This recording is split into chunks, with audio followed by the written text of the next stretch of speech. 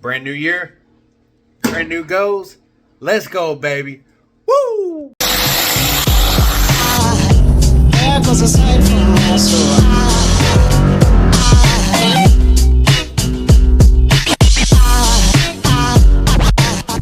So first off, Happy New Year to everybody. 2024 is going to be a great year for everybody.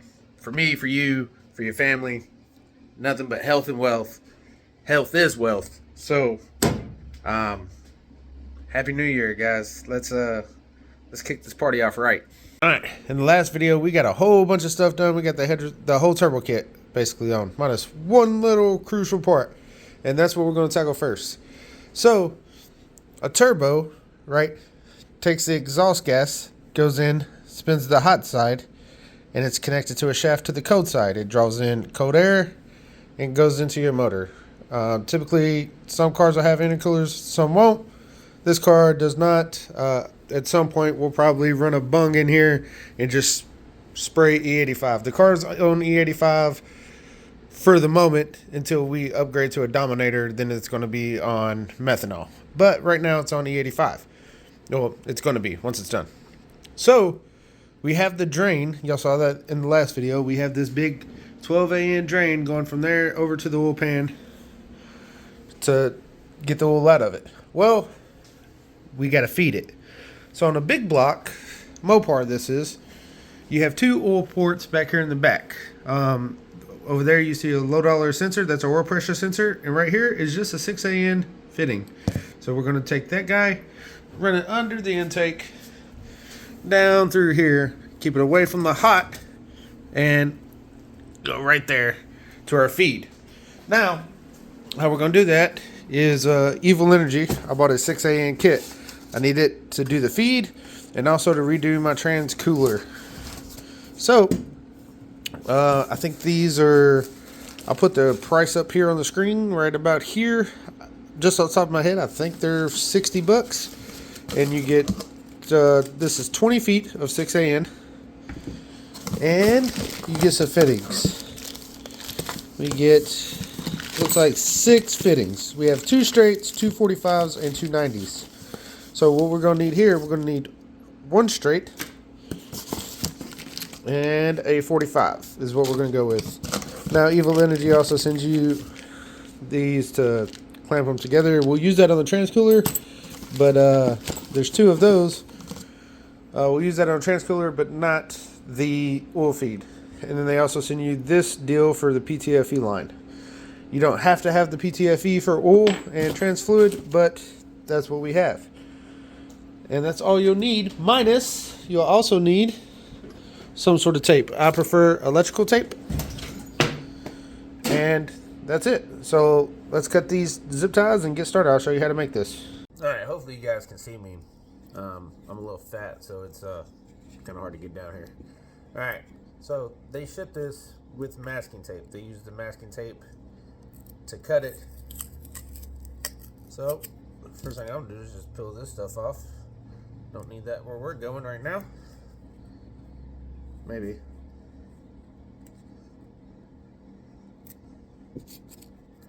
I feel like one of those like Looney Tunes songs should be playing right now, like that circus song. There you go. Cause I'm struggling with some tape.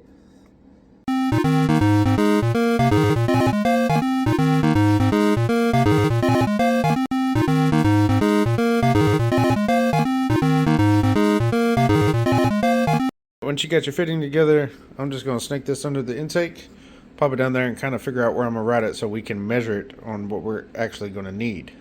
Yeah, so you see we got it screwed in there. Now remember, PTFE lines, you can't make a sharp bend. You'll break the liner in there. So we got that out here. Now we need to kind of figure out how we're going to do this. And then we're going to mark it, and I'll show you how we mark it. All right, so we got our tape, and then, you know, down to our female down there, or straight, and then we got it marked off with electrical tape. So we cut right in the middle of that electrical tape, just with a cutoff wheel on the grinder. So let me change that blade over right quick, and we'll get to cutting. So the 45 is now on our hose. Just need to blow it out. Remember, this is probably the most important part.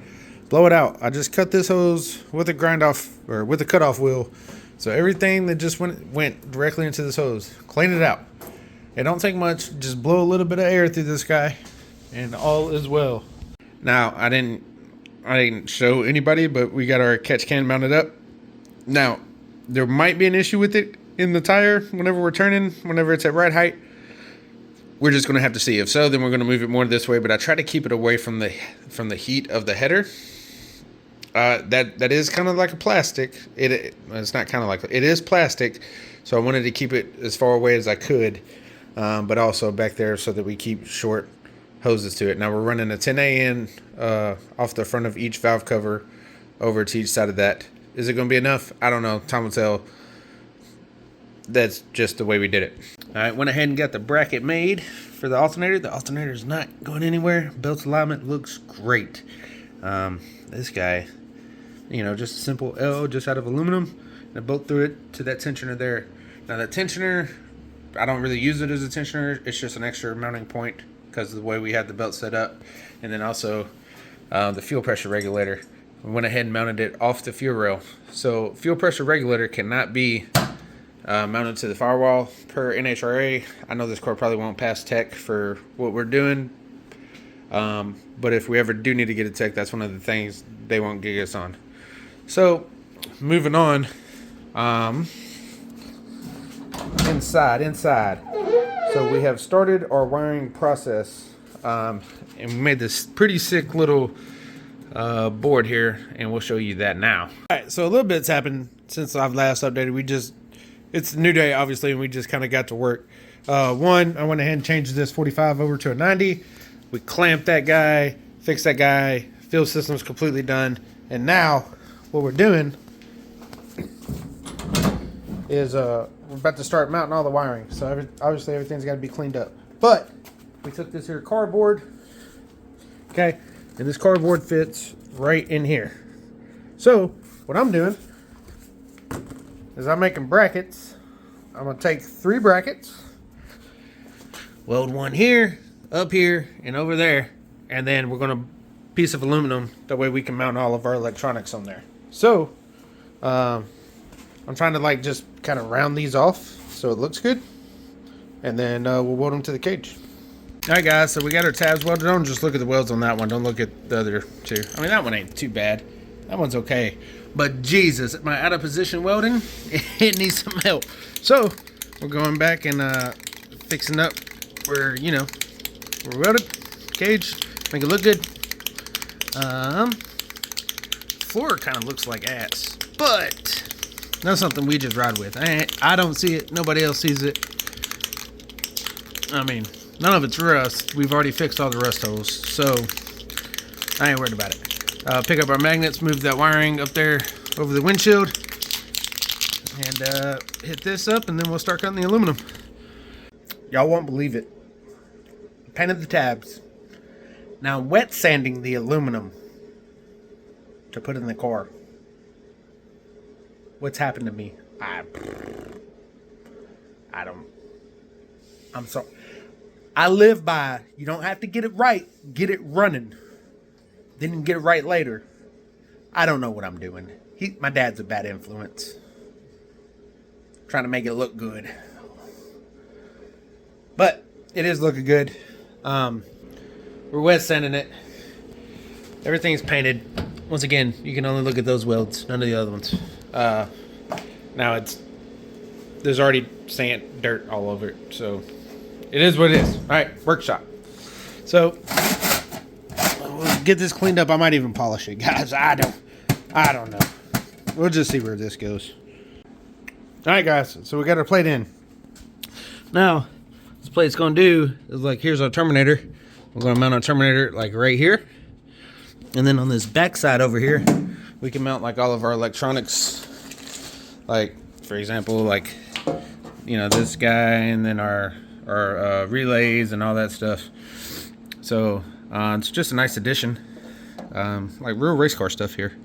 Really got some race car stuff going on. Typically this would be made like out of carbon, unlike nicer builds, but here we are with aluminum.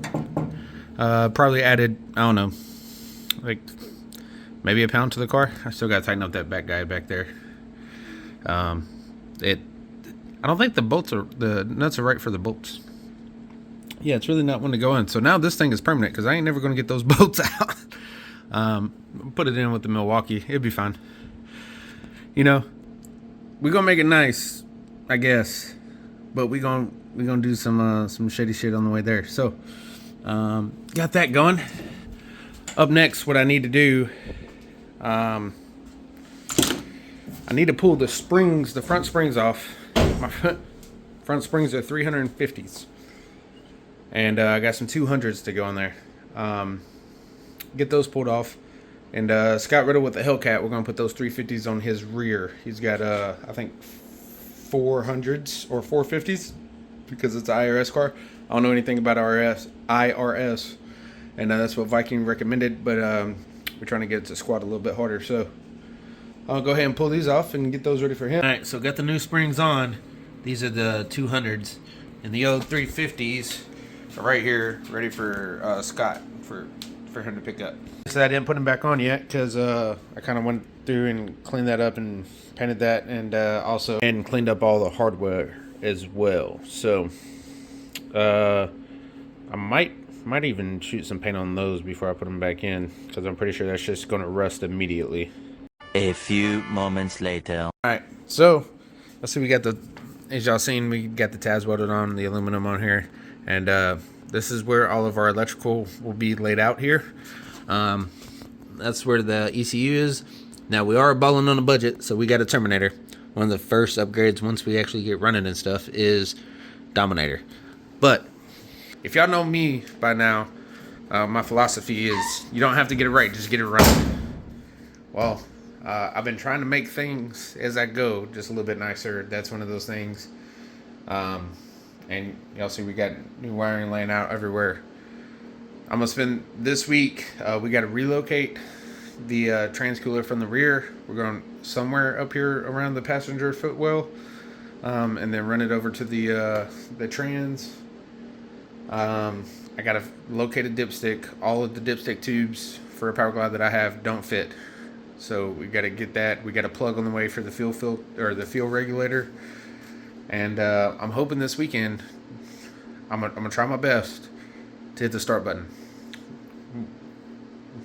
Hopefully just make some noise. Get it running for a little bit. Now, what's left to do on the car is we got to weld the bungs in the valve covers. So we'll have it 10 a.m. on each one and just run back to our catch can. We need oil in the rear end. Not a big deal. And we got to figure out our radiator situation. So, not a whole lot left to do, but this week I'm just going to be busy wiring it up. And I'm hoping this weekend we can hit the start button. So, thank you guys so much for watching. As always, I love you all so much. I'll catch you in the next one. Peace.